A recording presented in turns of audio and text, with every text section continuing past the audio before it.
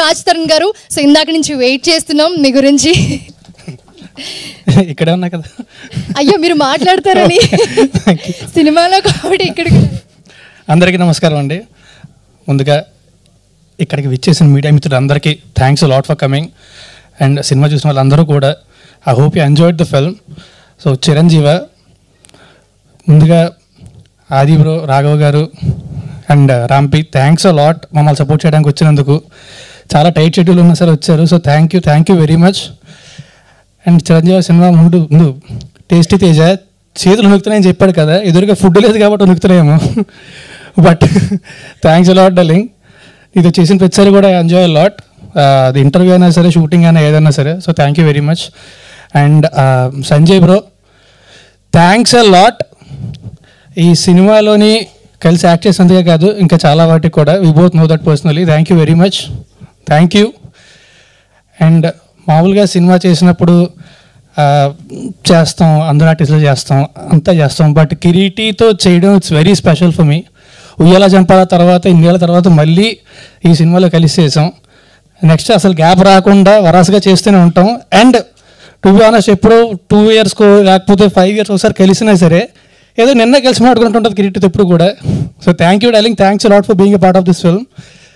And సినిమాకి అందరూ కష్టపడతాం, కష్టపడి సినిమా చేస్తాం. కానీ అందరికంటే కూడా ఎవరైనా సరే ఏ సినిమాకైనా కష్టపడేదానికంటే కూడా ఒక 25 రెట్లు ఎక్కువ కష్టపడ్డాడు అభి ఈ సినిమాకి. He did a fantastic job. He deserve way more. And ఖచ్చితంగా కూడా I'm sure I will see him in great heights. So I wish him all the best and I'm glad I'm a part of his journey.